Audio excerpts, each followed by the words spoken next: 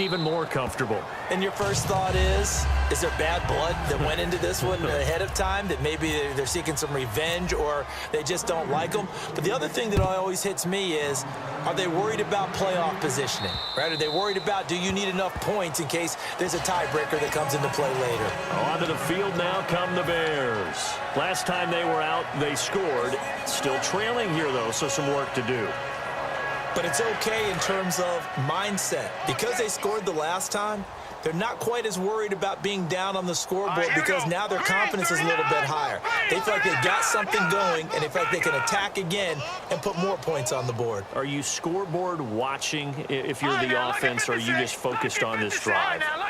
We wouldn't be telling the truth if we said that they didn't scoreboard watch. Everyone does it to some extent, but you've got to set it aside right now and just focus on this series. That'll take care of the scoreboard if they punch it into the end zone. And it pops free. The collision there jarred the ball loose and brings up second down. Well, I guess we just discovered that someone is certainly not going to sit back and just take it in this game, huh? No, they were trying to get that touchdown back in one shot. One shot, trying to help out his defense and let the other team know they were coming after him. Now Hoyer and Miller with it over the middle. And they're going to get this one all the way out across the 45. A good pickup there at 22.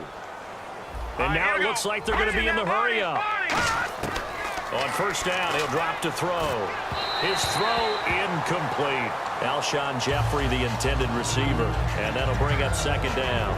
They got pressure there and only rushing 3. And there's a defensive coordinator right now who is celebrating not just getting home with 3 there, but realizing if that's the type of pressure he can get in the entire game, then his pass defense is going to be excellent. You're dropping 8. Where are you going to go with the football? He'll try again with the arm here on second down. And the hit jarred it loose. It's incomplete. And he's certainly not a guy that drops that football very often. Indeed, because that's a bit of a surprise. I know he's in the middle of some traffic and people, bodies all around him, but he usually has the focus to haul that one in. They'll run it now out of the gun. And they'll stop him right on the midfield stripe. A critical one here if they're going to have any shot at this thing. So they'll go for it on fourth down. The slot man in motion right.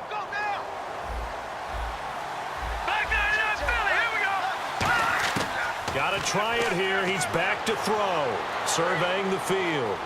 Look at the time. And he's got his man in stride, complete. And he's going to get this one down right to the edge of the red zone of the chalk of the 20.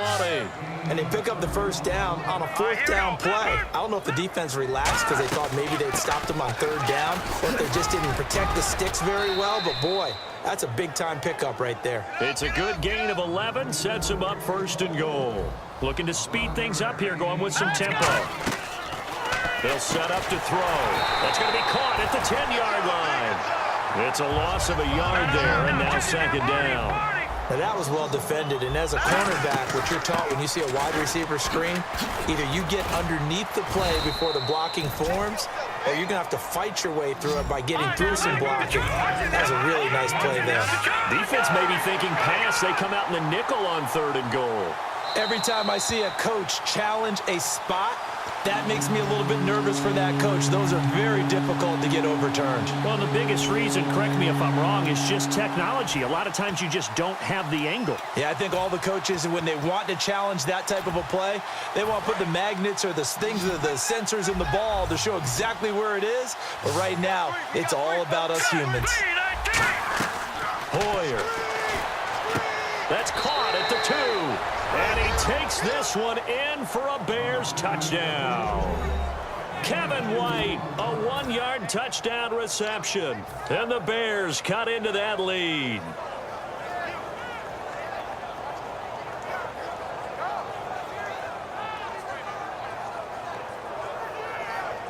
So they're going to go for 2.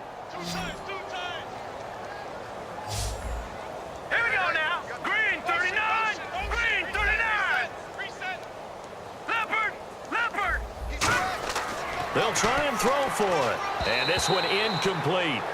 So they went for the 2. They don't get it. So unable to throw it in for 2 from the 2. Let me ask you, as a former DB, what changes there around the goal line on a 2-point conversion as far as how you're defending it? You just make sure you never back up and you never retreat. You establish yourself really on the line of scrimmage, put your heels on the goal line at worst.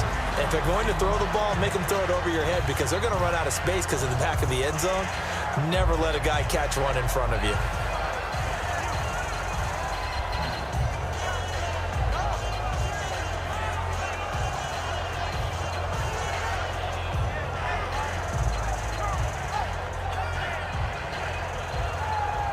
And a great spot to start this drive from here.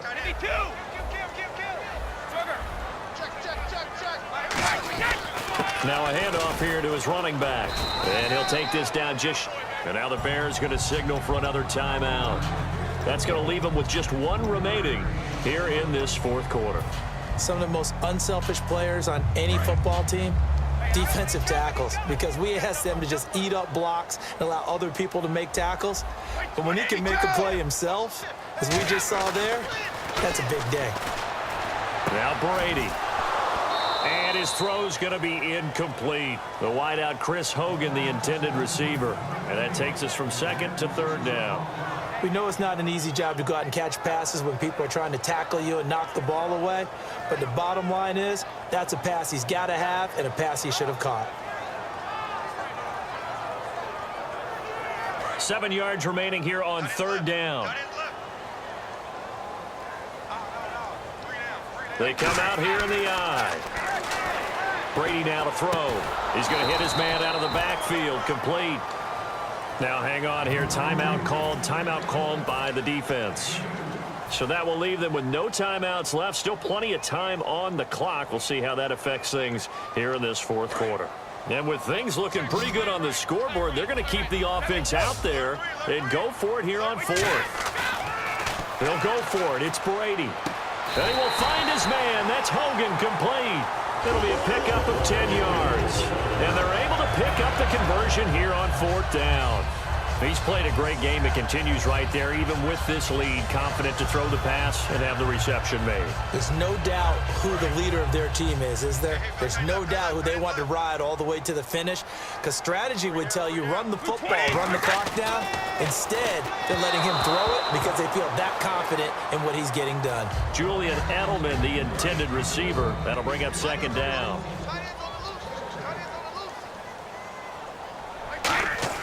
Brady again here on 2nd and 10. He's just going to dump this one off to his fullback out of the backfield.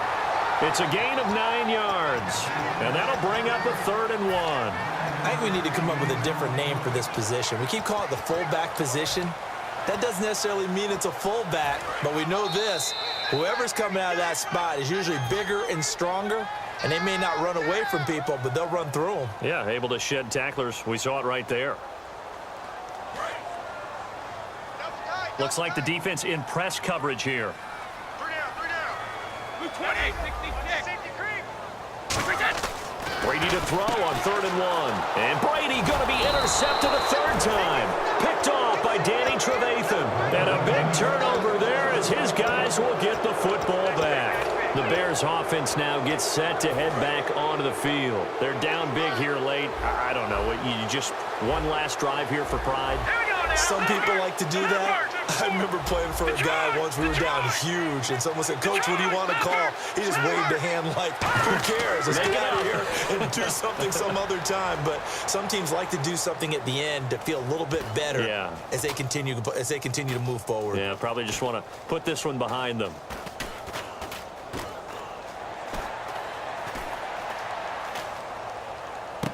Wide open receiver, complete. And he's going to get this one all the way up to the 30. It's a gain of 24 that time. And it'll be a Chicago 1st down.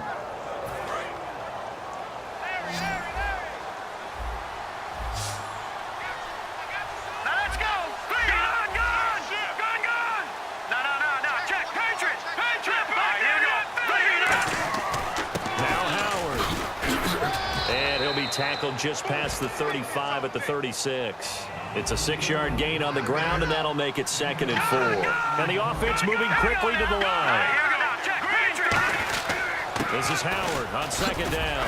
And a good swarm to the football defensively as they get him down at about the 40. They give him about 4 on the play, but he's marked short, so it'll be 3rd and about the length of the football. Running with Howard. And he's got a 1st down as he's up to the 48. 9 yards on the pickup there, and it keeps the drive alive. I always appreciate runners who understand situations. That was just 3rd and inches. No reason to dance around in the backfield and try and break off a bigger play. Just go pick up the 1st down, and that's exactly what he did. And they're going to hurry back to the line now. They run with Howard. And he's going to be met at about the 43. A 3-yard pickup on 2nd and 4. Now they'll need to convert here on 3rd and a little more than a yard. I think we know by now that every run is not going to be broken and get all the way to the end zone. But these short ones still have their value. You can still set up your play action and throw the football. You control the clock because you have the ball and they don't. And often the physicality sets the tempo for the game. They had to go for it with such little time remaining, and that's going to be just about all she wrote for this one. The Patriot offense now set to come back out onto the field. They have the dream scenario you hope for coming into the game. Just one kneel here, and this game should be over. And it's always the final. Now whistles come in. We're going to get a timeout here by the offense. And as the two teams talk it over on their respective sidelines, we take a break.